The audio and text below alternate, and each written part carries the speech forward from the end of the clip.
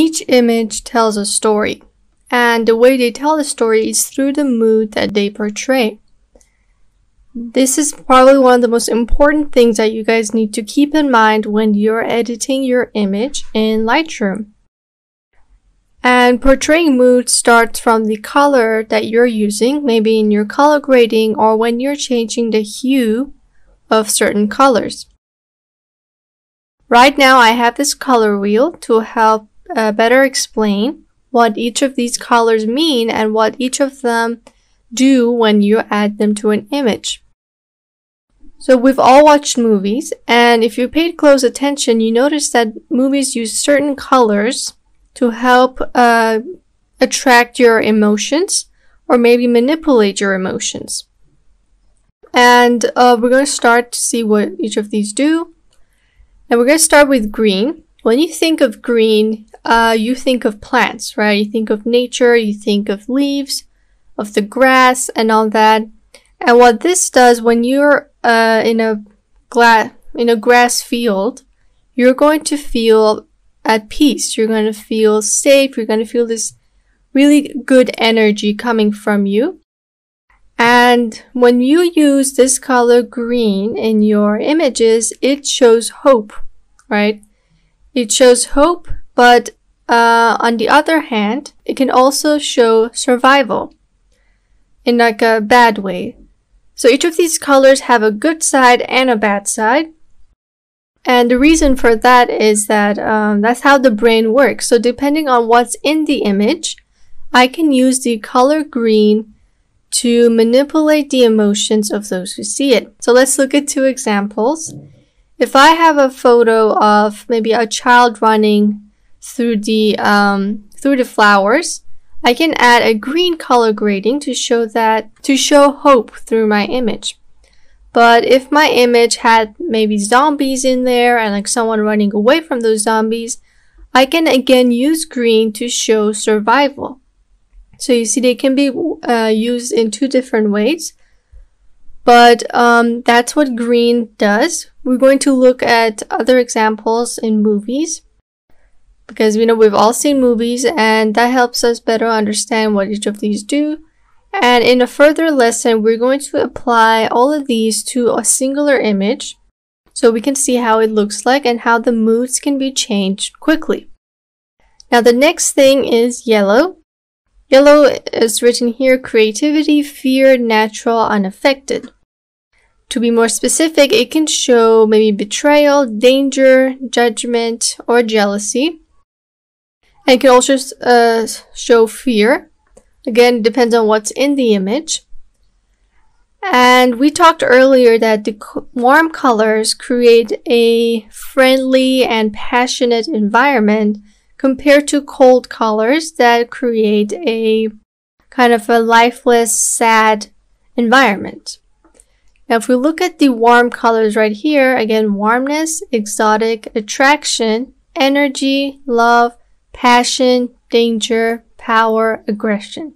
And we have quite a lot of things here for orange and red. This is what each of them portray. When you use these colors, you're trying to show these messages. Then we have purple, that's innocence, beauty, womanliness, fashion. Although I don't quite agree with this example, it would most likely show expressionism. And it would show maybe a dreamlike mood for your image. In further lessons, we will see the style of Brandon Wolfel. He's a photographer and he uses purples and magentas a lot in his image, along with cyans and teals. And you're going to see how that changes the mood of an image. And finally, we have blue, which is calm, coldness, isolation, and fantasy. This also shows sadness and the cold reality, right? So if you've seen movies, maybe the character is sad, he's looking in the mirror, it would usually have a blue tint over as an overlay on that scene. And that is because the person who color graded that scene wants you to connect to that scene and feel the sadness that the character is feeling. And then we have white. If you've watched if you've seen maybe like the Hunger Games or any other futuristic movies, the color white is used a lot. Now the color white is basically, it means that there's no emotion and everything is leveled. When you enter a hospital, everything is white. But because there are nurses and there are people, you don't feel that emptiness. Now imagine you entered that hospital and there was no one there. So you're just surrounded by white walls, white beds, white desks, and white everything.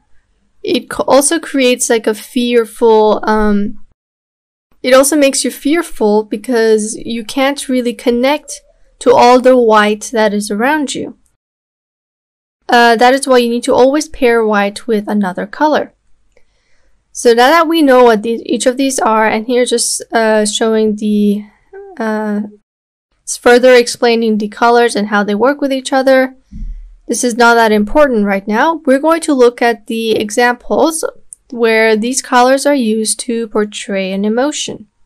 Okay, here's a more specific example of how each of these colors play a role in portraying a mood. I'm going to start from the left, and we have the color red right now. Now we talked that red calls for passion, for love, for affection. It does that, but on the other hand, it shows violence, anger, and power. So if you watch Star Wars and whenever there's the villains, you probably notice that they have like a red hue. Or where there's like a robot that went evil, it's going to have a red tint as well. And if there's something goes wrong in a plantation and the alarm goes off, there's a red light that calls for danger, right? So when you have that in mind and you look at this image, you know that something dangerous is going to happen or that there's going to be a lot of violence. And then we have orange. While orange shows warmth, energy, maybe humor and all that, it also shows hopelessness or an endless journey. So if, for example, we have this movie here, it's like a soldier, and if this soldier is left alone to fight all of his enemies, this orange tint will help the viewers understand that this soldier might be feeling hopeless right now. So that's how the color is used for us to better understand the situation. And then we have the color yellow. And yellow shows jealousy and betrayal, or maybe like judgment. But it also shows a energetic mood. Like in movies, the color yellow is used to show jealousy, betrayal, danger, or judgment. And on the other hand, yellow can show a friendly and inviting mood as well. It all depends on what the subject is. Right now we have Natalie Portman. She is deep in thought. She is wearing the color yellow. And looking at this scene, it may suggest that she's thinking of, she's either jealous, she experienced betrayal, or she's thinking of betraying.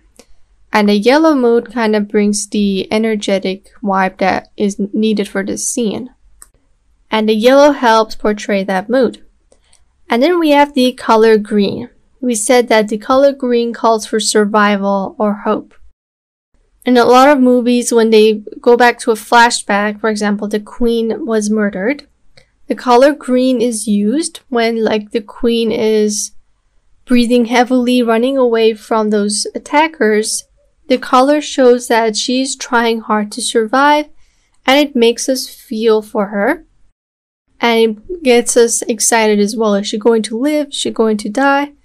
And that's how green is used. On the other hand, it could be used for hope and for a new beginnings. But right now for this, it's not really showing hope or new beginnings. It's showing survival. And then we have the color blue. The color blue is used quite often in both photography and cinematography. The color blue is used a lot in sci-fi, and it shows a cold, bitter reality mood. We have maybe a sad character who is partying in a club, but when the color is blue, it shows that that character is not feeling well. He's not feeling loved. He's kind of feeling lonely. Whereas if he was partying in a club and we had maybe a red tint over our image or over our movie, we would feel like he's enjoying this, he's happy, and this is going to be a good scene. Then we have the color purple. The color purple usually shows expressionism. A lot of times when there's a character, or maybe there's a opera or a stage and the singer is singing, the color purple would come up because it shows that she or he is expressing themselves, and the color purple helps enhance that mood. And finally we have pink.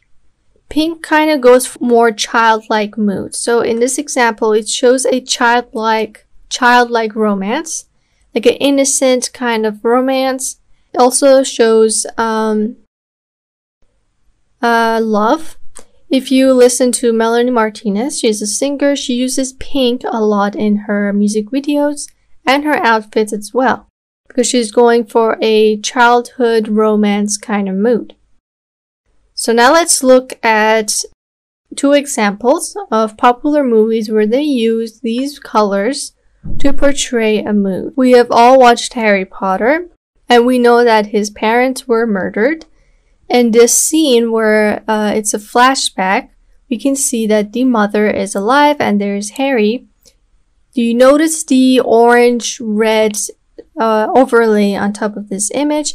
This is trying to show a warm memory. So this was a good memory where they were together and they were both alive. Whereas if we look at another part of the flashback where the mother has died and it's a sad flashback, we can see the blue and cold mood that is trying to that is being portrayed here. This is trying to show that this is a sad scene.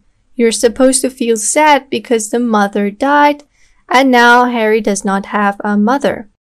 And this goes very well when characters are crying. It shows that they're not crying out of happiness, they're actually sad. So this is one example. Let's look at another example of another popular movie. This scene where the critic tries the dish, and notice the environment that he's in. It has a cold mood because he was a serious character, right? He takes no jokes. He takes his job really seriously. And he also does not hold back if you have bad food. But when he tries the food, he has a flashback. This is his flashback where his mother used to make him the same or similar dish. And notice the warm colors, the orange-red colors. When these colors come on top of this flashback, this shows that this was a good memory for that character. And he missed those times. In this scene, he's happy because he had good food. And his mother is caressing him right now. So it's a good memory. He's happy. It's filled with love. The mother's giving him love by making him his favorite dish. So this was the cold and warm moods that can be portrayed using colors. Apart from movies, we can come back to photography. These tints are used, or that's the first thing you will see when you open the basic panel. You will see the white balance that has the temperature. You can either, this would be your normal image without any adjustment. You could make the image warmer or colder, and this affects the mood of your image. Right now when it's warmer, I'm trying to show a friendly and welcoming image. Whereas if I turned it cold, I'm trying to show a sad and sci-fi looking image. It all depends on what you're trying to portray with your color grading. So if you want to show that this is more than just a portrait, I'm going to use this maybe in a flashback or maybe in a project. You can use the temperature of your image to portray a certain mood. Now, apart from the colds and warms, we also have neon colors, which we will get into in the Brandon Wolfel lesson. Now, the thing about neon colors is that no matter what the scene is, no matter what the subject is, what it's doing, neon colors are bound to attract our eyes. So if it was a boring movie until now and then I see this neon scene pop up, my eyes are going to directly going over to this image. So that's why when you're scrolling and you see a neon image, you can't help but stop to see what the image is. That is why neon colors are really good for attracting attention. Right now, when I opened this, the first thing you saw were these signs, and then you saw the main character. So that's how neon colors are used, or bright colors. But again, you don't want to go overboard when you're saturating colors, or else it will be too harsh to look at. And then on the other side, we have black and white images. Black and whites show a more kind of a flat feel to it. So we have noir films. They do have a storyline and they do have that, but the images, what you see, will not attract the human eye. It's more the story, what the characters are saying, and how the plot is progressing. But black and white images in photography, when you make your image black and white and you enhance those details, you are showing a very dramatic image which you're trying to tell a story with. So if I have a portrait of an old lady and I've made it black and white, and I've also enhanced the details of her wrinkles, maybe her tired eyes, I'm trying to tell a story with my image. And that is how black and white is used in photography. We also have trends in sci-fi or superhero movies where we're using a lot of teal, cyan, orange colors.